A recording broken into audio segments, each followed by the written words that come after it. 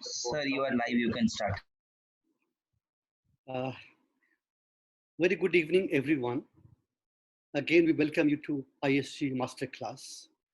As you are aware that Indian Society of Gastroenterology is organizing masterclasses for residents and all the gastroenterologists in our country. Till now, we have done four lectures in this series, and all four have been quite successful. We had an audience varying from 1,500 to 2,000 in each of these webinars. We have also posted a feedback form 3 days back. I hope you received it, and I'm sure that some of you have already responded to, and we'll wait for a couple of days before we receive all the responses and get back to you what were our observations and what suggestions you gave us. We also request you to please post your feedback in terms of quality, in terms of the audio-visual effect, in terms of speakers and their contents. That will help us improving the quality of these webinars. As I said earlier, that we intend to continue with these webinars in the future also, even we come out of this lockdown state. One more point I want to highlight at this point of time, that while we are in the midst of this pandemic, but everybody in the pandemic is working, governments, media organizations, scientific societies, and everyone is working hard to get over this crisis. And we believe that this is the best phase of humanity one has ever seen. Everyone is so decent and so supportive that we are able to fight this pandemic all over the world. And we believe that by this pandemic, the whole world has come much closer. So with this basic introduction, let me also welcome Dr. Shobna Bhatia.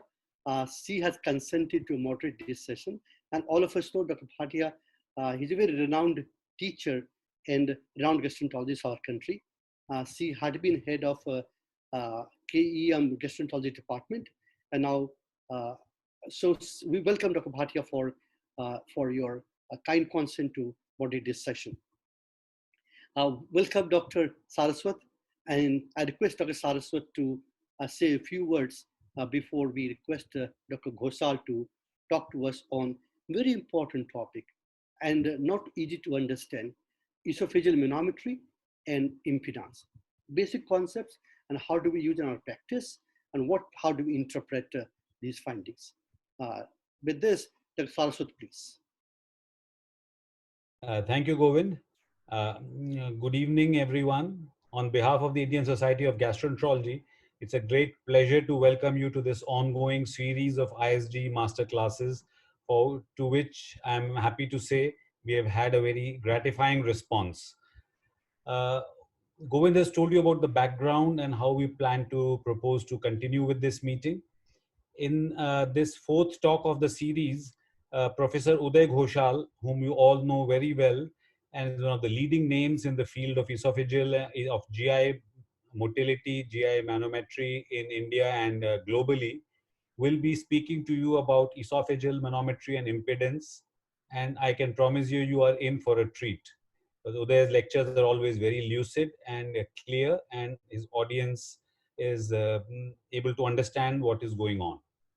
Now, the way the talk this evening will proceed is that Dr. Ghoshal will speak for about 20 minutes or so to complete the first part of his presentation, when we'll break for about 5 minutes, and questions that are sent in by all of you on the chat box, which you can see at the bottom of your Zoom screens, will be screened, and Professor Shobna Bhatia, Dr. Makharia, and myself will be handling this, but mainly Dr. Bhatia will be attending to this. Then Uday will complete his talk in the next 20-25 minutes. And at the end of it, we hope to have another 10-15 minutes during which we will address the questions being raised by the audience. As we have done in the previous talks, the unique questions that do not get answered during the live interaction will then be answered and posted by email as well as on the ISG website. As Govind has told you, we do plan to continue this series of lectures. And beyond 20th, we await your feedback, your suggestions and inputs. Not only how have these series gone, but what are the topics and areas that you would like to be covered by ISG master classes if in the ongoing series. And now with these few words, and I'll request Professor Uday Ghoshal now to deliver his talk to you on esophageal manometry and impedance. Uday, over to you, please.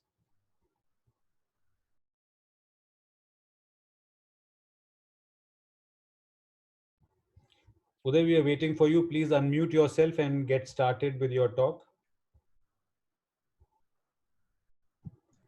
Yes. So thank you. Greetings from Sanjay Gandhi Postgraduate Institute of Medical Sciences, Lucknow, and Indian Society of Gastroenterology. Thanks to Professor Gobind, Professor Saraswat, and Professor Bhatia.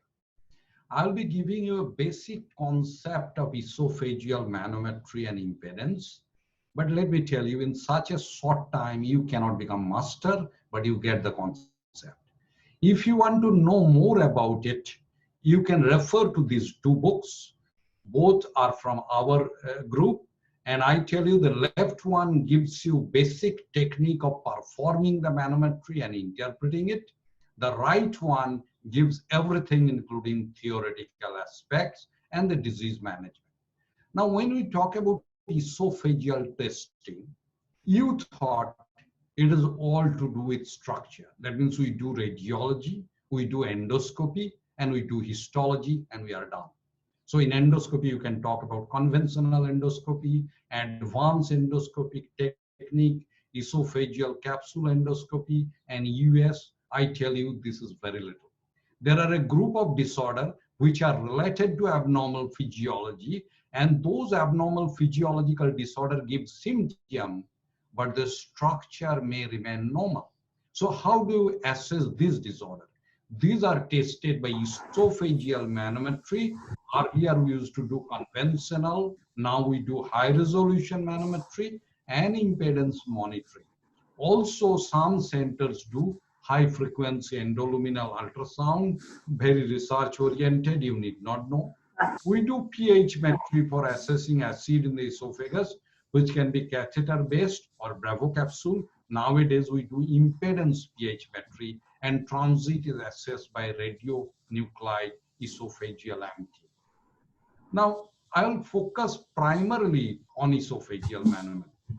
But let me tell you, I'll give a little bit what everyone can do, because I know in this country, maybe there are 200 odd manometry centers, but there are many more gastroenterologists in the country. So I'll give a little bit more than manometry.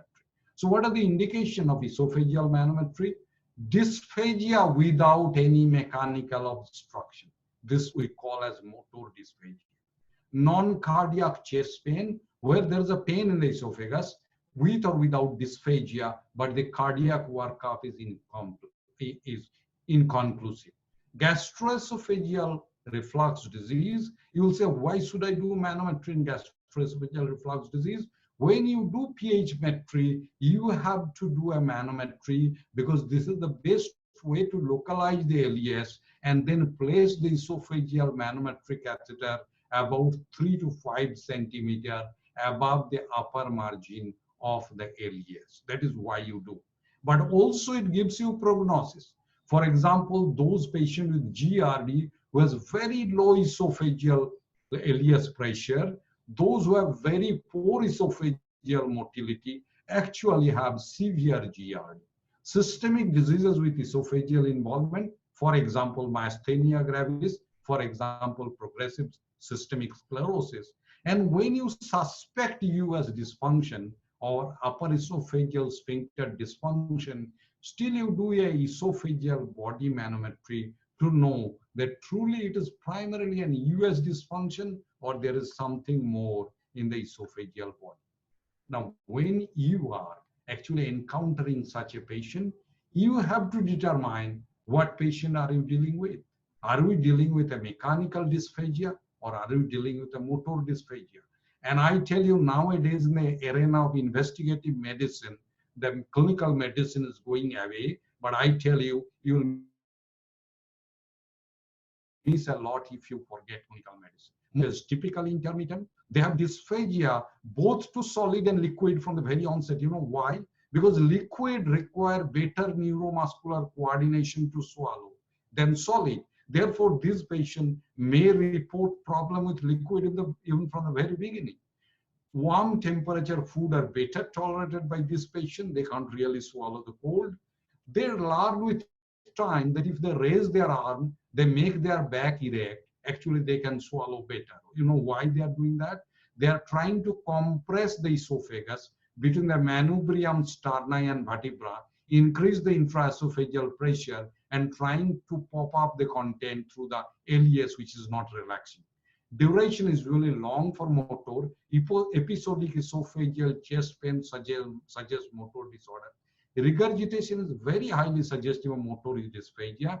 In fact, these patients have dilated esophagus. That's why they regurgitate. And weight loss is minimal in motor, but more so in mechanical.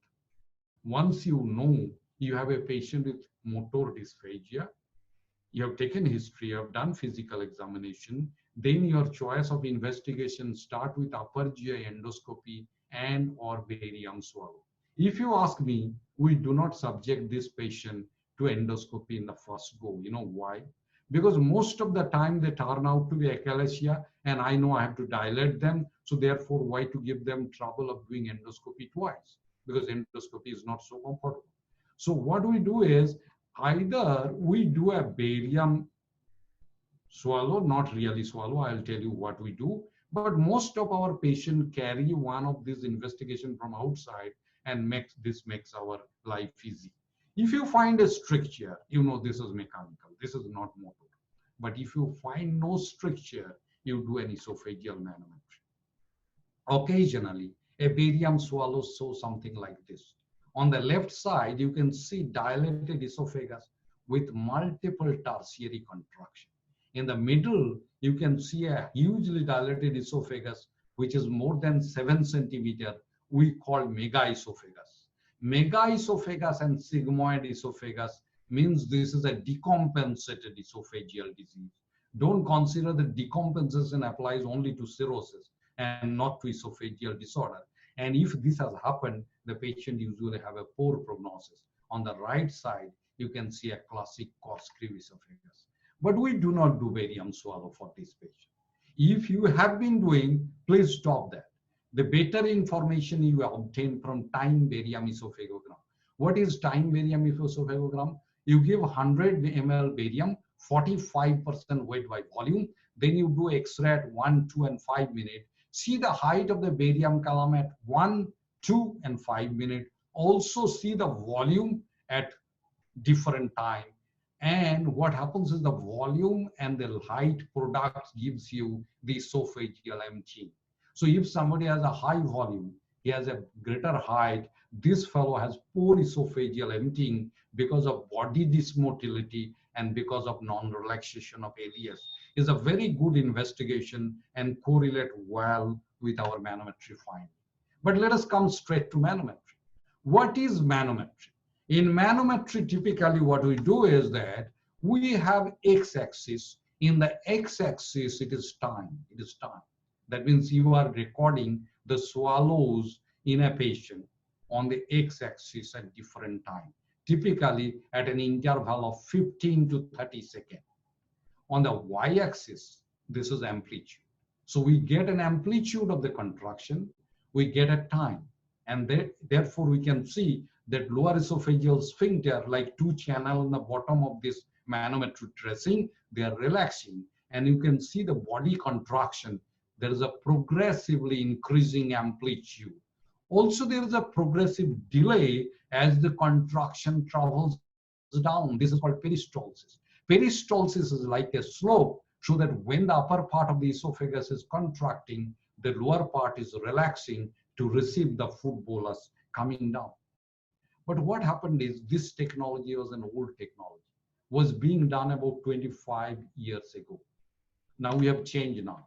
And the change was brought by this gentleman. His name is Ray Klaus. Ray Klaus was a student of geography. Therefore, he used to see the mountain range in 3 dimensions. So he wanted the manometry, because later he shifted to medicine, and he wanted manometry to become 3 dimensional. So what he did is, x-axis remains the time, y-axis is the esophageal length. But you will tell me that if y-axis is esophageal length, x-axis is the time, how do you represent the amplitude of contraction? This smart man, what he did is, he said, I'll give different colors to different degree of pressure. So I have made an analogy. I don't know whether this man thought about it or not. The analogy is with the nature. The nature, if you look at, sea is blue. As you go deeper to the sea, it is more deep blue. As you go to the paddy field, it is green. Go further up, it is yellow. Sky is yellow when the sun is setting. Still up, the sky is red with the setting sun, and the top of the sky is dark. So therefore, this is the color amplitude coding. The blue color represents the most negative pressure, black color represents the most positive pressure, and different shades of blue, green, yellow, orange, and red is higher and higher pressure. So therefore, this is called high resolution manometry. That's why these are called Klaus plot. It goes by the name of Ray-Klaus, that here esophageal length is represented in y-axis, time is represented in x-axis, and the color represents the amplitude of contraction. Now let me give an example. This is one of our patient where you can see that above there is a blue. This is pharyngeal pressure. Below that you can see there is a high pressure zone, red and green. This is actually upper esophageal sphincter pressure. Then you can see the lower, this is again blue. This is intrathoracic pressure. And then still below, you find there is a high pressure zone. This is lower esophageal sphincter. And still below, there is a negative pressure zone. This is gastric pressure. And you can see with each swallow, upper esophageal sphincter is open because pressure has become blue, and then there is a progressive contraction as it travels down. The pressure is higher and higher, and there is a clear-cut slope. That means the lower part is contracting much later than the upper part of the esophageal body. Now, therefore, you will ask me, what is the difference between this conventional and high-resolution manometry? One is the way it is displayed is different. It is displayed with color, which looks very attractive. People did not like those EGG or EMG or ECG type graph, but they like now because this is a color plot, this is a 3D plot. But more than that is actually number of port. Earlier, when I used to do manometry when I was a DM student, we used to have 6 or 8 ports. So 6 or 8 port means 2 port will be in the lower esophageal sphincter, 1 port to the stomach, and 4 or 5 port will be in the body. So esophageal body is so long, see, like 30 or 40 centimeter, and there if you give 1 port every, if you give 4 or 5 port, you have 1 port every 6 centimeter. So if you have 1 port in every 6 centimeter, if this is the contraction of circular muscle is the one which is recorded. You know why? Because circular muscle impedes the flow of water through the port in which water is flowing, that is manometry port. So if there is a circular muscle contraction as shown in the left side, which is squeezing the catheter between the port, this contraction will not be recorded. On the other, on the right side, I have shown a high resolution manometry where varying between 32 to 64 ports catheter are there. So if it is 32 port, almost every 1 or 2 centimeter you have a port, so there is a lesser chance that this contraction will be missed. And therefore, it records more number of contraction. Also, the conventional manometry often used to be a water perfusion system, whereas high resolution manometry is often solid state system, and solid state does not lead to delay in the recording of the contraction that happens in the esophagus into the computer which is located outside. Since this is a little complicated, I'll skip this. I'll bring you to the concept of impedance, because when we are talking about manometry, Govind asked me to talk not only on manometry, but manometry impedance. So what is impedance? Impedance means electrical resistance. Electrical resistance. So if, let us say, I have a catheter which has port, impedance port, and is lying in the esophagus. So obviously esophageal lumen has a baseline impedance. So let us say this is the baseline impedance. Now the fellow swallows, and this is a liquid bolus. When the liquid bolus travels through the impedance port and touches the two impedance port, what will happen is, we all know the electrical resistance get reduced in the fluid media than in the gas media. So therefore, the resistance will reduce as the bolus enters and touches the two impedance port. Now, when the bolus is passing through the two impedance port, again, the resistance will remain low. And then subsequently, when the bolus escapes these two ports, again, the impedance will go up. So typically what will happen is, if I swallow a liquid bolus, and if I am doing a manometry along with impedance, what will happen is impedance will give that bolus has crossed, and the manometry will give me the pressure. So the pressure is the activity of the muscle that the manometry will give me, and the bolus passage will be given by impedance.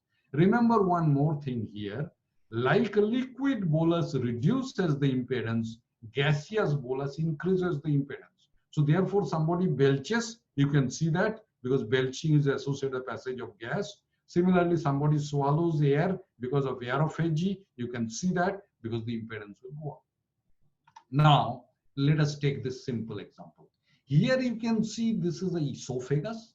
In the esophagus, you can see there are multiple manometry ports, the round ones, and also there are multiple impedance ports, the boxes, the dark boxes. Let us say the fellow swallows a liquid. What will happen is, liquid bolus will pass, and as it passes, you can see the white lines there on the right side is actually the contraction of the circular muscles, which is recorded by manometry system. And the red lines there is the impedance recording, which shows the bolus has crossed. So therefore, let us compare with cardiologists. The cardiologist uses echocardiography to see the flow of blood, and they use ECG to record the muscular contraction, because electrical event lead to muscular or mechanical event. So let us compare this mechanical event somewhat like ECG activity, that is manometry, and the bolus passage is like echocardiography, that is passage of the blood. So let us come to types of peristalsis. Peristalsis can be primary, can be secondary, can be tertiary. What is primary peristalsis? Primary peristalsis is a swallow-associated peristalsis. Primary peristalsis is a swallow-associated peristalsis. How will you show that whether it is swallow-associated or not? If you see that US pressure has become low, and then there is a passage or there is a peristaltic event, this is primary peristalsis. On the other hand, if you find the US pressure did not become low, that means US did not open, still there is a peristalsis, this is a secondary peristalsis. Therefore, left side of this signal, or tracing, you can see a primary peristalsis where US has opened, and the right side, you can see a secondary peristalsis where US did not open. So this is not one of the best spontaneous example. I induced it, but for the simplification. And what is tertiary peristalsis? Tertiary peristalsis is like atrial fibrillation, where there is any mechanical activity hardly at all. And you can see here the impedance. The impedance is recorded by, again, color. Purple color means fluid, whereas white means that the impedance port is touching the mucosa.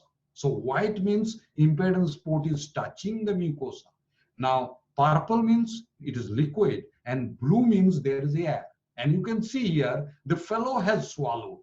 When he swallowed, you can beautifully see that esophageal contraction has happened, ileus has relaxed, and fluid has gone to the stomach. But can you see a long break in the middle of the esophagus? This is called peristaltic break. And because of that peristaltic break, there is a bolus escape. What is bolus escape? That means all of the fluid has not gone to the stomach, only some has gone to the stomach, and the remaining is retained in the esophagus, and this we call as a bolus escape. You will tell me all this theoretical thing you are speaking. Let me come to a real life example, because I know most of you are practicing clinician. You like to learn from example. This is a 19-year-old son of a doctor, and he himself is a third-year medical student. You'll say, why are you telling that? I'm trying to tell you, this is what is happening to a doctor who understands quite well. He had dysphagia, regurgitation, and occasional heartburn, but no chest pain for 1 year. You'll say, oh, dysphagia, regurgitation, must be achalasia cardia. Possible. Upper GI endoscopy is normal, and high resolution manometry done elsewhere was diagnostic of type 1 achalasia, and he was planned for a POEM. POEM is endoscopic, you see, paroral esophageal myotomy, paroral endoscopic esophageal myotomy. So one will take the endoscope down, then will cut the sort of esophageal mucosa, tunnel through the submucosa, then cut the LES muscle. Now he was planned for that. Now he got a barium swallow done. It shows somewhat dilated esophagus, but not typical parrot beak. No problem, it happens sometimes. Now still, because the POEM is very destructive procedure, this doctor thought, he is himself a surgeon, he said, let me go for a second opinion. And we did a manometry. And what we found is, yes, he has a beautiful US. The US is relaxing with each swallow. Now, yes, there is hardly any contraction. The contraction looks quite simultaneous. The LES looks like relaxing a little bit. Can you see there? LES is relaxing a little bit. But still, superficially, if you look at it, you may say, oh, this looks like achalasia type 1. But look at the impedance above. The impedance shows that fluid is practically going down to the stomach. There is hardly any bolus escape. So this raised a suspicion to us, because we found his LES is relaxing and there is a beautiful flow of fluid down. So in our system, we can overlay impedance on the pressure. So we overlaid the impedance on the pressure, and you can see each time there is a contraction of the esophageal muscle, though it is looking like simultaneous, there is a fluid passing into the stomach. So hardly there is much bolus escape, except a little bit above there. So we wanted to make a 3D. I don't know whether 3D can be shown in this video conferencing. Just let me know it is showing. What you can see in the 3D, when he is swallowing the bolus, US is opening, bolus is going down, entering into the stomach, and then refluxing back. You want me to replay once more? Okay, sorry. Okay, I can't replay this, no problem. So I'll replay from here. Okay, now look at this. What is happening is, when he's swallowing, US is opening, bolus is coming down the esophagus, entering fully into the stomach, and then refluxing back. So is it reflux esophagitis? So what happens is, we did a 24-hour pH metry, and it was a patient with severe gastroesophageal reflux disease. So you can understand what would have happened if you would have undergone a POEM. So why manometry appeared like this? Manometry appeared like this because he doesn't have any esophageal muscle, hardly any esophageal muscle. It is like severe scleroderma type esophagus. This may be myopathy, this may be neuropathy, more likely to be myopathy of the esophagus. So what was happening is, each time he was swallowing, the catheter gets pulled up a little bit, and that pulling up of the catheter creates some flicker-like activity which looks simultaneous. So this sort of error can happen, and that tells you that the sophistication in the system is required before you do a lot of invasive procedure. So now let me come to achalasia then, because I referred to you type 1 achalasia. Now let me tell you what is type 2 achalasia and what is type 3 achalasia. Type 1 achalasia means no esophageal pressurization like our patient had. Hardly any esophageal muscle activity. In fact, the example that I displayed here is not the right example. The example would be, there will be one US activity above, one will be LES activity below, there is nothing in between. Type 2 means pan-esophageal pressurization. That means the muscle is still there, but it is misbehaving. It is contracting simultaneously. This is throughout the esophageal length. And type 3 is segmental esophageal pressurization, which means muscle is there, it is misbehaving, but misbehaving only in one segment. And let me tell you, pathophysiologically, type 3 is the early disease, type 2 is little later disease, type 1 is the worst disease or most late disease. That means most of the type 1 may be having esophageal decompensation. And I tell you, Nitesh Pratap from India showed that type 2 respond best to pneumatic dilation. You know why? Because the muscle is still intact, so therefore you disrupt the LES, the fellow will swallow better. It is like if somebody has aortic stenosis and now the ventricular muscle is still intact, you do aortic valvotomy, you will get a better relief than if somebody has ventricular muscle has become flabby and now he has left ventricular failure. You do aortic valvotomy, it will not work so well. So let me come to this example just to show you what achalasia means, and we stop here and take question because I've already taken 25 minutes.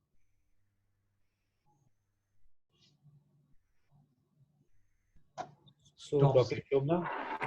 Yeah, so we have a lot of questions already, and I'll just take a few. Uday, what you started off with a fantastic thing about the technique, but a lot of questions that have come are related to the procedure itself.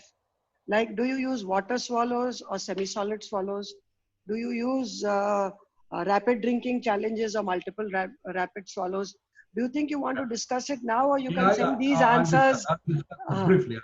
Yes, please. Because Govind told me specifically make it general concept, but Yes. still the question has come. I tell you that if you are using a water perfusion manometry system, we use water swallow. But if you are using a solid state system with impedance, we use saline swallow because Yes. saline lowers the impedance more.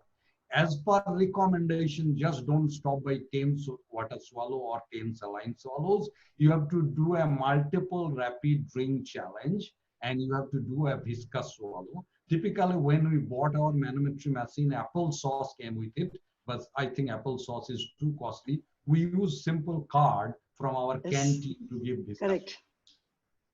Okay, what about rapid drinking challenge and multiple rapid swallows? Do you use that? You see, we use multiple rapid swallow. So because you see, many a time, if a fellow has mild disorder, if you give the esophagus rest and ask him to swallow, actually you may get normal. Whereas when you challenge the esophagus with multiple swallows in one go, esophagus may show abnormality. So as a part of the routine, you are supposed to do multiple rapid swallow. Okay. Now, most of the other questions are related to the types of machines that are available. Is there a difference between 16 and 36 channels? I think you already explained that when you have 36 channels, you get a better definition. Yeah, as you increase the number of port, your definition will be better. We Yes. manometry people call it fidelity. What is fidelity? Fidelity means reliability. So we are more reliable. But I tell you that for practice, there is reliability doesn't matter. Achalasia will be sold as achalasia whether you use a water perfusion system or solid state system. But if you are into research and you want a lot of matrices to report as the research data, we want multiple port and solid state. But for practice, solid state is not doable because each catheter costs 15 lakh Indian rupees and one catheter will give you 400 manometry. Though in our lab, we have done 1200 manometries with one catheter, luckily. But still it was very expensive. Now, Correct. about second question you asked is, what was that? What is any difference between so many companies that are making these No machines? whatever machine you are using, you become familiar. We have four machines in our lab. One, we have Hibbard system, which is a water perfusion system. Recently, we received a donation ELISAR system for research. Now we have a Sandil system, which is solid state, and pediatric gastroenterology people have MMS system. I've used all this system and all are good. Yeah. So what is the difference between using 5 ml and 10 ml swallows? You see, as you give higher volume swallow, what will happen is your vigor of contraction is going to be better. You know why? You remember Starling law, which was taught to us in cardiology in first year and second year. Starling law says that when you stretch a muscle, it contracts more vigorously. So if you give 10 ml swallow, the muscle will contract more. Typically, in our place, we give standard 5 ml swallow. If you want 10 ml swallow, you use 10 ml swallow, but consistently. You can't just give your cases 5 ml swallow, control 10 ml swallow, and produce data which looks significant. So you have to use consistent volume. We use 5 ml swallow. Okay, so Uday, there are many more questions on how to analyze the manometry tracing, but I think part of it will come when you come to the rest of the presentation. So I will stop the questions now and we go to the, we continue with the presentation. Thank you so much. Can I ask you one more thing? Yes. Kushal, can you use your pointer while you talk about tracings? So we can go along with you on this tracing. Tell me, will the pointer be shown? Yeah. If you put it on your desktop, can be shown. How's the cursor on the Cursor. Okay, no problem. I'll use. Now let us go to the next. Somebody will say, I remember one of our teacher used to say in the early days when you were doing TM, what is the value of doing manometry in patient? Because there is no value. I can say from the symptom and a barium swallow this is achalasia and I dilate. I tell you it's not right. Because manometry is the gold standard for the diagnosis of achalasia. And today in the days of litigation, if you have dilated somebody with a presumptive diagnosis of achalasia in perforated and it goes to the court, nobody can save you. No expert will recommend dilatation or anything without manometry. It is the best test to differentiate from other motility disorder, for example, diffuse esophageal spasm. It helps you to subtype achalasia, and I tell you, if you get type 3 achalasia, then you have to straight give him something else because most of the patient pneumatic dilation fail in type 3 achalasia. Sometimes when barium and endoscopy doesn't show any change, manometry will give you diagnosis. Even we know some cases where nothing worked, if you challenge the early achalasia with cholecystokinin, you can give the diagnosis before even manometry shows abnormality. Post-pneumatic dilation LES pressure suggests adequacy of pneumatic dilation. So therefore, you know you have done a good job. Otherwise, the fellow will recur and all those painful things will happen. When you treat a patient of achalasia, and if he is type 2 achalasia or type 3 achalasia, and in addition to dysphagia, he has pain, tell the patient that my dilation is going to help your dysphagia, may not help the pain. Pain may burn out with time. Also, variant achalasia and diffuse esophageal spasm may require different approach. For example, if there is a variant achalasia with a long spastic zone, you may require an extended halar myotomy or extended poem. So therefore, manometry is very, very important. Now, what is value of manometry in GRD? Severe GRD is more often associated with the reduced amplitude of contraction in the lower esophagus and LES pressure below 6 millimeter of mercury. And I tell you this is important. Like the first patient that I showed you had a very low LES pressure and had hardly any contraction in the lower body. Now this patient should ideally don't go for fundoplication because post fundoplication is going to have dysphagia. If at all you venture to do a fundoplication, make a loose wrap. Though randomized controlled trial, don't substantiate this, but everything cannot be answered by randomized controlled trial. This patient has also to be told in the beginning that you will require a high dose lifelong PPI. And many of these patients we treat in addition to PPI and prokinetic with pyridostigmine because pyridostigmine improve esophageal motility. Such patient, I told you, these are ideal candidates for surgical treatment if the body motility is reasonable, okay? Now I'll skip this slide because this talks about pathogenesis of achalasia, the relationship between cholinergic activity and nitrinergic activity, but I know this will take a little long. If you want, you can go to this paper of ours published in World Journal of Gastroenterology in 2012, and it is a free full text article. Now, when you do esophageal manometry, this is the machine we are looking for. This machine that I have shown here is a solid state machine, but obviously there is a water perfusion machine in addition. Now, typically lower esophageal sphincter normal value is 20 to 35 millimeter of mercury. Earlier in the conventional system, we knew the upper limit is 40 millimeter of mercury. Now in the high resolution system, this is 35 millimeter of mercury. Now, lower value is 20, but remember one thing, that even somebody is 18, 15, it is good enough. When below 10, we say abnormally low. Below 6, really bad. So therefore, the lower value, there is a borderline zone. Now there is a trunk in the middle of the esophagus, and this transition zone reflects that this area has both smooth muscle and skeletal muscle. Now, this area should be less than 2 centimeters. If it is more than 2 centimeters, it is abnormal. It is abnormal. And this may lead to dysphagia. Now, what is the mechanism of swallow? The moment somebody swallows, the bolus goes inside the esophagus. This bolus leads to a pressure, and this is called intrabolus pressure. Can you see here? When the EUS has opened, the intrathoracic pressure has become higher, and this is because of intrabolus pressure. Now, the moment bolus has entered, the circular muscle of the esophagus proximal to the bolus contracts. Both longitudinal contracts and circular contracts.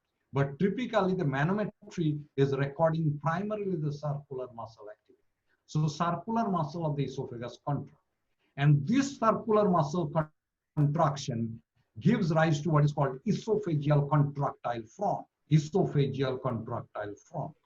Now what happens is, the moment this happens, remember one thing, when EUS happens, through the vagus nerve reflex the LES opens. So EUS opens, through the vagus nerve reflexly the LES opens.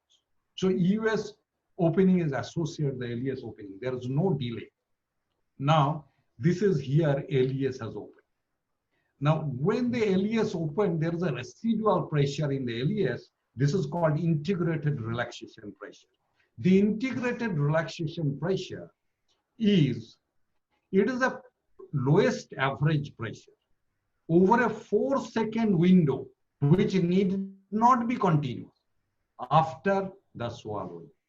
After the swallowing means after the EUS opening. So it is a average minimum pressure. It is the average minimum pressure over a 4-second window, which need not be continuous. That's why you see there are white boxes. It has sampled the lowest pressure. And then this is integrated relaxation pressure. If integrated relaxation pressure is reasonably much below the esophageal contractile front, then the bolus moves. So when does dysphagia occur? If esophageal contractile front is very weak, for example, much weaker than IRP or integrated relaxation pressure, then dysphagia occurs. If IRP is high, then dysphagia occurs. So the combination of these two, it is the esophageal contractile front pressure and the IRP, the combination of these two explain dysphagia, or disbalance between the two explain dysphagia. What is the concept of DCI, or distal contractile integral? Earlier, we used to represent the contraction amplitude by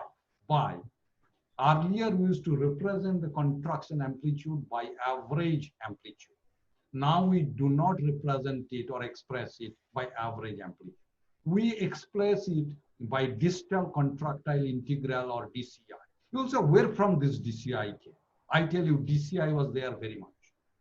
DCI was there in the small bowel manometry. In the small bowel manometry, this was not called DCI, but it was called motility index. What is motility index? Motility index is amplitude of contraction into duration of contraction into number of contraction. Because in small bowel, there are repeated contraction. Like once migratory motor complex comes in the duodenum and jejunum, you will get 12 contraction in a minute. So all these 12 contraction gives to area under the pressure. So therefore, in the small bowel, to express the contractile vigor, people designed long ago, decades ago, motility index.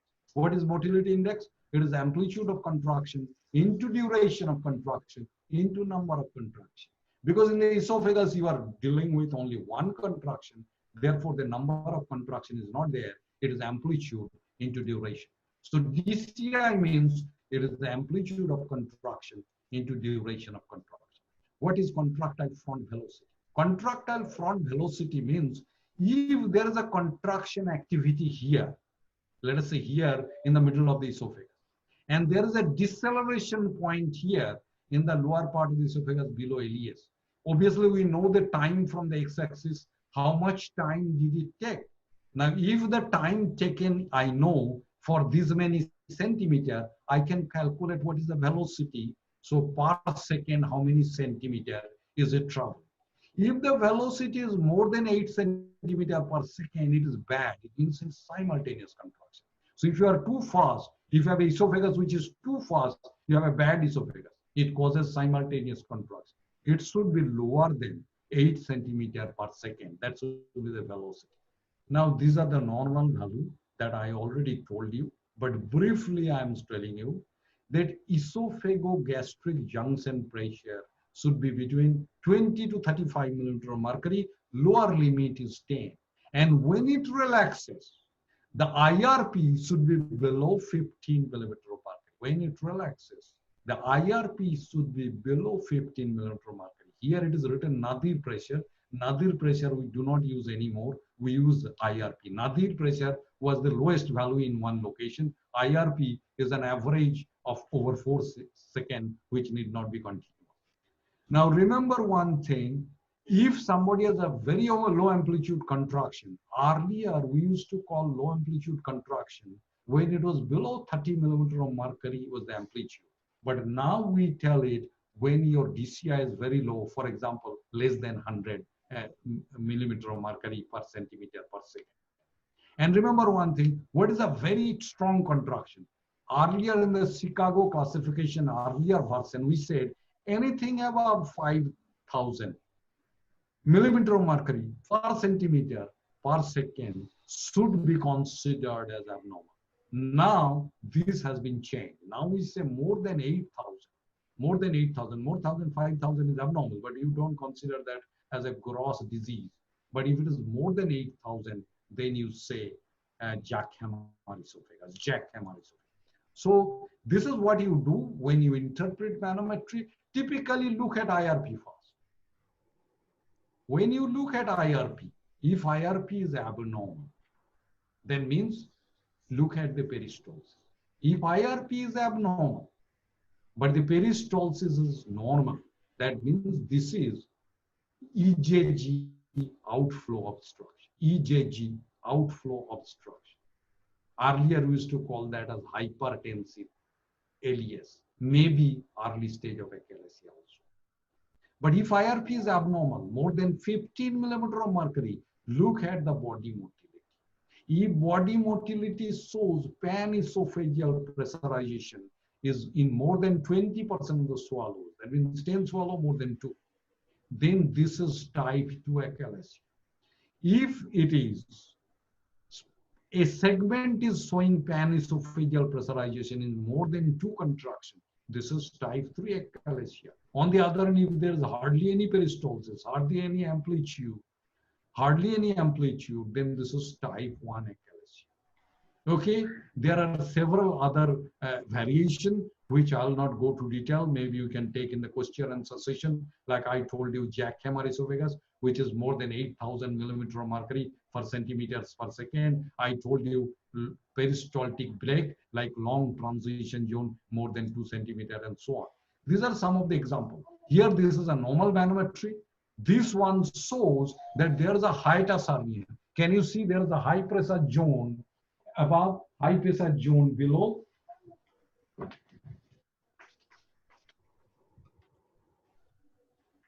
There is a high pressure zone above, there is a high pressure zone below, and there is in between a low pressure zone. This is hiatus hernia. And there are studies to show, that manometry is superior to endoscopy in diagnosis of hiatus hernia. You can see here the same patient has hiatus hernia. In addition, there is a long peristaltic break. So therefore, this patient is like the earlier patient that I presented, is likely to have severe GR. Rather, this one is more classic, like our patient that I presented. Hardly any activity in the body. There is a very low LES pressure. Some US activity can be seen. This one, I am trying to show a patient where you can see there is a simultaneous contraction. There is another contraction which looks like peristaltic. This may be diffuse esophageal spasm. So when all contractions are simultaneous, it is achalasia. When 20% or more contractions are peristaltic, but the others are simultaneous, this is diffuse esophageal spasm or distal esophageal spasm. This is type 2 achalasia, okay? And this is, this one again, type 2 achalasia. Remember one thing, when somebody has hugely dilated esophagus, you may get intrathoracic pressure is also high, because esophagus contributes to intrathoracic pressure.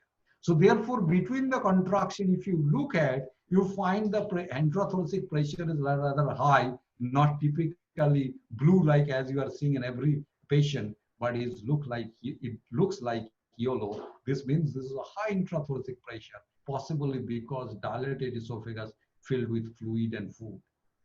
Now this one is interesting.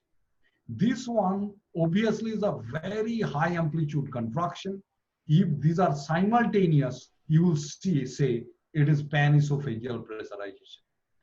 But if these are not simultaneous, you will say this is jackhammer esophagus, particularly if it is repeated. But this is not for what I am showing this one. What I am showing here is, look at this alias. Each time the contraction is happening, alias is getting lifted up. So therefore, if you try to measure the relaxation here, it will look like alias is beautifully relaxed. This is called pseudo relaxation. This lifting up of the esophageal alias is happening because of the longitudinal muscle. Like in a patient in whom circular muscle is hyperactive, longitudinal muscle will also be hyperactive. Now this longitudinal muscle is lifting up the alias. So therefore, if you do not know, you will put your cursor over here, and then you may see that the alias is relaxing, and you can make an error, say this is not achalasia. And I have such patient coming from big centers, I will not name obviously, where they wanted me to see the tracing for a second look, and I saw this was reported as not achalasia because the alias is relaxing. But the placement of the sort of measurement area was wrong. Now, clinical utility of assessing alias pressure and emptying after manometry. See, sorry, Dr. Saraswat is sitting here, don't mind. When we treat hepatology patient, we split hairs, which is good, which led to good outcome of those patients. When we treat luminal patient, we lump them too much. We say you can do the way you like. That creates disservice to them. So suppose if you have done dilatation in a patient, what happens is, if somebody was suffering so long, you gave little bit relief, he becomes euphoric and you over-report symptomatic relief. You have to show objectively that you have done a good job.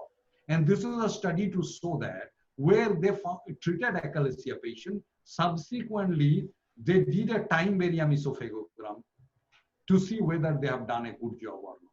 Those patients in whom time barium esophagogram showed that they did a good job and the symptoms was relieved were called concordant group.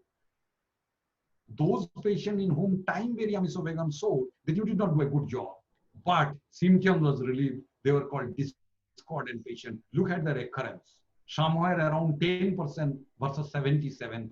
Can you imagine? And this is over 7 years follow-up, yes. Now, but this recurrent separation started in 1 year. Look at this, or even less than 1 year. So the separation started very early. So therefore, recurrence will be more if you did not do a good job. We wanted to compare, if I am a manometry guy and I don't have a facility, let us say of time barium esophagogram, let us say my radiologist is not cooperating, can I tell the same by manometry? And I found that yes, time barium esophagogram does as good job as manometry. Sorry, this is written under review. This is published long ago. Sorry for the mistake. So therefore, this is my end slide. So I tell you, all these interpretation technique, truly speaking, if you want to learn, we have to have a workshop of 6 hours, 8 hours, or 10 hours. This cannot be taught in half an hour. But I gave you some concept. It is like, it is a curtain raiser. And I told you that if you want to learn more, go to these 2 books. very comprehensive, not because I have been involved with it.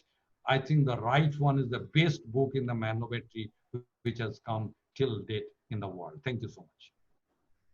Thank you very much, Uday. I think, yes, I can see you clapping, Shobna, but unfortunately, we do not have a system for applause and the speaker the realizing how his audience is appreciating his presentation. As usual, a masterly presentation. Uday is a master of his subject and he's also very clear and lucid in his explanations. And Uday, I'm happy to say that almost 100 questions have poured in during the time you were speaking to us. So I'll start with a few of them, and then I think Govind and Shobna can step in with a few more. One of the things that seems to be bothering at least four people from different places is, what do you do? What do you do when you have in a dilated esophagus? This is Abhinav from Delhi, Vishal from Ahmedabad, Sudhir again from Delhi, Sanjeev Kar from Cuttack. Sigmoid esophagus, tight LES, the catheter will not cross. How will you get across to do a manometry? What is your practice? I tell you that if you are using a solid, it's water perfusion system. When you are using a water perfusion system, you tie a thread in the tip of the catheter and then take that using an endoscope. But when you report, you must report that the catheter was passed using an endoscope because your LES pressure is going to be fallaciously low. Second is, if you are many a time, what we have done is water perfusion is not working. We took the patient to solid state system. And in solid state, it worked because the solid state catheter is more rigid. Yes. That is the second way. Third way is that ask the patient to sit. If you have a habit of doing lying down manometry, just ask the patient to sit. And while the patient is sitting, you give water to him so that he keeps on drinking a little bit, not too much, so that when he is swallowing, simultaneously you push a little bit, push a little bit, push a little bit. Right. But I tell you, after all this, in 2 or 3%, you may fail. All your attempt may fail. Then what we do is that we do a body manometry and we write LES could not be crossed. Right. Thank you. Dr. Rangarajan from Bangalore and Dr. Ankit Patel, they want to know something about characterizing a hiatus hernia on HRM. Particularly, how do you identify the pressure inversion or the respiratory inversion point? And what exactly is the utility of HRM in a hiatus hernia patient? I tell you, they have classified this hiatus hernia into type 1, type 2, type 3, type all those. I don't think there is any clinical utility in my opinion. I'll tell you why. Like you say, type 1 achalasia, type 2 achalasia, type 3 achalasia. You know the outcome is different. So there is a clinical value. Similarly, you know, when you get something like in also fecal evacuation disorder, people have said, Satish Rao has said type 1, type 2, type 3. There is no value. You know why? Because you have not shown any clinical utility. Still, when you have asked, I will answer. Typically, what you look at is there a separation at all? So if there is a separation, there may not be any separation. That means separation between what? Diaphragmatic pinch cock and the smooth muscle areas. Is there a separation? No separation. Okay, very good. It is the most healthy LES one can talk about. The second is there a separation? If there is it less than 2 centimeter or more than 2 centimeter? If it is less than 2 centimeter, till people will say, oh, it looks like little unhealthy LES, but not too bad, not too bad. Now then, if this is more than 2 centimeter, you look at the respiratory inversion point. I'll give you what is the concept of respiratory inversion point. Let us say if I have a manometry catheter and the ports are in the stomach and the fellow take inspiration, what will happen to the pressure? The pressure will go up because intragastric pressure rises on inspiration. Why does it rise on inspiration? This is because that your diaphragm is coming down. So therefore, intra-abdominal pressure is rising. So intragastric pressure will rise. Now suppose if I'm pulling that catheter up and it has come to LES, what will happen in inspiration LES pressure? It will rise. Why will it rise? Why should LES pressure rise when I take inspiration? This rises because the moment intragastric pressure rose, there will be an attempt for reflux. And nature has made a mechanism that reflux should not happen. So therefore, ileus pressure will rise. So stomach pressure will rise on inspiration. The ileus pressure will rise on inspiration. But the moment your port has reached the thorax, during inspiration, the intrathoracic pressure will fall. So that is inversion. So that is the inversion point where reverse has happened. And look at whether the inversion point is below or above, that becomes type 3A and B. But I tell you, this doesn't have till date any clinical utility. But I know most of the automated software will want you to tell what type of areas are you seeing. Right. Okay. That was quite a detailed explanation. I'll just have one or two quick questions and I'll ask the others to take over. Regarding achalazias type 1, 2, and 3, a question from Dr. Sagar and also Samir Patel. Sagar is from Delhi, Samir Patel is from Chennai. Is this a progression? As you said, type 3 is the earlier stage, type 2 is later, and type 1 is the most burnt out advanced stage. So in every patient, do you expect a continuum and a progression from type 3 to type 1? Or are they separate diseases? And similarly, I think Samir's question is that if type 3 is earlier, why does it not respond well to pneumatic dilatation? Yeah, very good question. You see, what happens is, I'll tell you why achalasia occurs. Esophageal muscle typically is syncytium. So what is syncytium? Syncytium means all the muscle fiber are interconnected with gap junction. So that means the moment one esophageal muscle is depolarized, whole of the esophagus has to get depolarized. Whole of the esophagus. So that means the normal behavior of the esophagus is simultaneous contraction. It is like normal behavior of people is to go out and do loitering outside. But because of the lockdown enforcement of law, we can't go out. So then what is enforcing the law here? It is nitric oxide. So what nature has done is that normally cholinergic system causes contraction and that is responsible for simultaneous contraction. But nature has given a nitrinergic system, and the nitrinergic system is higher in quantity in the lower esophagus. Therefore, you have a simultaneous contraction. When there is a degeneration of the nitrinergic system, what happens is you get achalasia.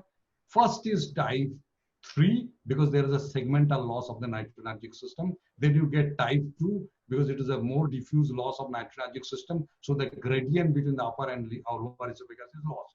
Now, what do you get later? You get Wallerian degeneration of the cholinergic system. Because you know, in neurology, any nerve goes off in the periphery, there is a backward Wallerian degeneration. That's why people have shown a Lewy body which occurs in Parkinsonism in brainstem of achalasia patient. Now, what happens is now cholinergic system goes off and therefore it becomes type 1. Now, when people classified, maybe because of the commonness of type 1 and type 2, they classified rather than looking at the pathophysiology, and later they realized the pathophysiology. If you want me to tell, does it evolve like this? Yes.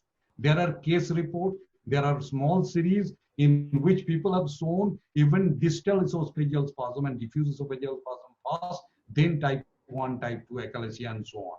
Even there are case report of hypertensive ileus going to type 1, type 2 and type 3 and so on. Obviously type 3 first, then type 2 and then type 1. Now, whether it happens in all patients, we don't know. We don't know because all this literature comes as case report and small case series. Whether it happens in everybody is not possible because you can't study natural history of a disease for the fun of studying and reporting results.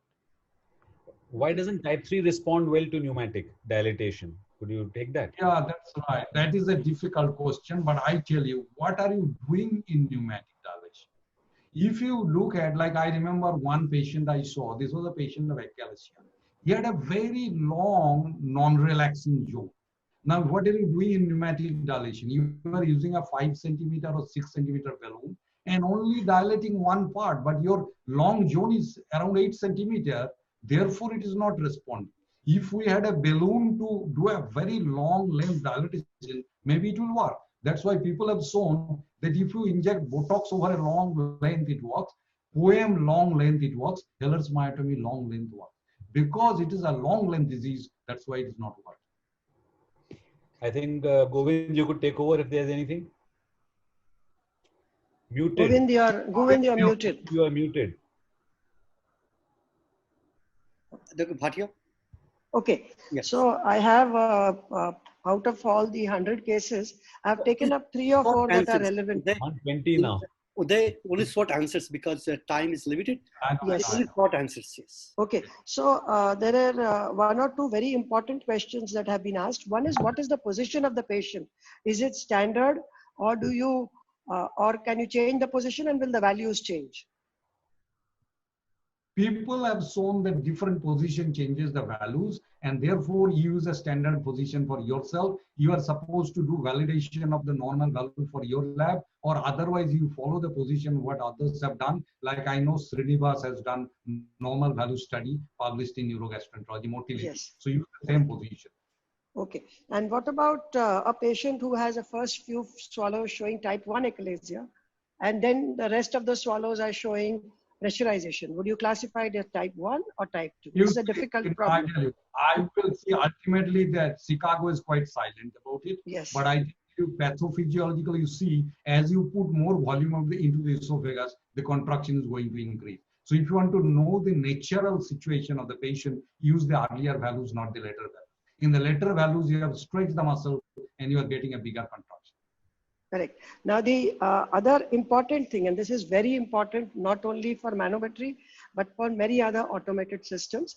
Let's say the system provides you with a diagnosis at the end of the analysis.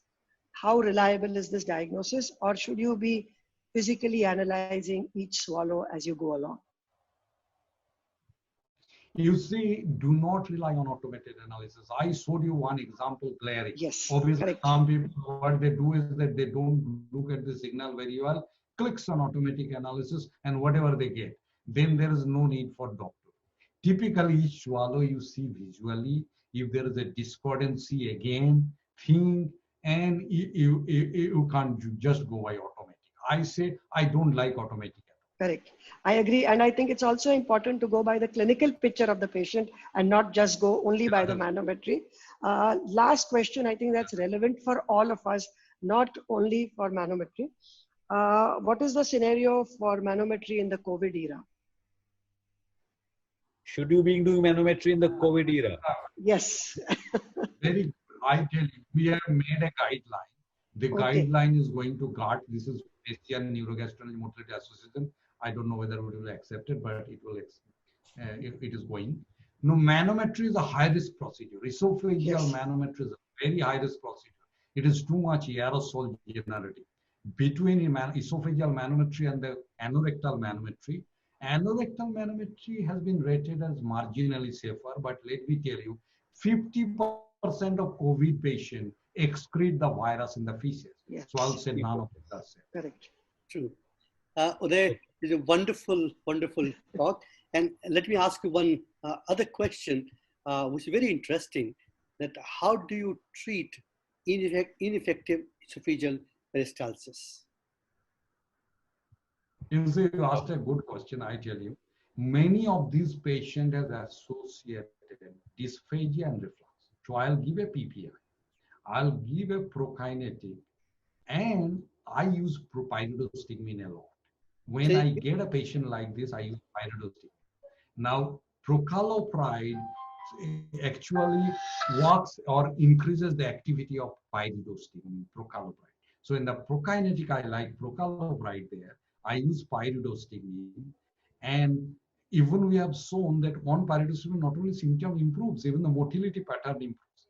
So we are planning to do a randomized control trial on this. But there is data. I know 7 studies are there, not in relation to esophagus, whole gut. There are 7 studies, and we have just communicated our data of 60 patients, wherein 7 we use pyridostigmine, and it worked. And even Sagar from Nagpur says that his question was, can you use pyridostigmine? Pyridostigmine for the island, yes. In fact, you say that we can use it. That's right. And what could be the dose and how long do you use? See, typically, I am not a neurologist, so I am very cautious. I typically will start maybe in a low dose, 30 milligram BD, and gradually increase. And how long do you use? How long will you use? That is very important. Problem, if somebody has a defect from the beginning, he has a defect. Now, therefore, you have to use as long as they need. Okay, there are many more questions. I don't think we'll be able to take many more questions in interest of time. So Dr. Ghoshal will send all these questions to you for your attention. And if you read these questions and if you can answer some of these questions, we'll be very thankful to you. And then these answers can be sent to every person who's participated today and for their knowledge base. So thank you, Dr. Uday, for a wonderful masterly talk. And as Dr. also said, that we applaud your efforts, your expertise in this area. We all of us know that you are the star in this field in our country. And we all look forward to your presentations. Everybody enjoy your presentation whenever you speak. So thank you again for kindly consenting to this webinar. Thank you, Suri. Thank you, Dr. Bhatia, again, as graceful as always, and thank you. bringing value to this these webinars. And Dr. Saraswat, thank you so very much for again supporting every time. So with this we end, but before we end, we will have a next webinar on this Sunday, that is May of 3rd, when we have a very important topic that is how do you diagnose and treat hepatitis B virus in 2020. And for that, we have a speaker, none other than Dr. Siv Kumar Sareen. And I think he's a world leader in this field, and will be, this will be our advantage that we listen to him on this Sunday, 12 to 1 on May 3rd. Okay, thank you all. It's been a very, very, I think, educative experience for not just the rest of you in the audience, but for some of us on the panel also. Uday's talk has been an experience. 130 questions coming your way, Uday. Some very thoughtful questions. See, you took so much time answering each of the questions live, so you'll probably have to write a paragraph for many of these questions. But I think, given your deep insights, your interlocutors will value your responses. So we look forward to having them completed, sent off, and then eventually finding a place on the ISG website. Thank you all. And I think also we'd like to thank our technical team, and they have done a wonderful job in relaying all these webinars almost nicely. I won't say flawlessly, but we always try to improve the quality every time. And we had some difficulty in our rehearsal time or trial time, but again, we could relate to this webinar probably nicely. So thank you, everyone. Again, thank you, Sun Pharma, for supporting this activity. Thank you, everyone, and bye-bye. Bye-bye.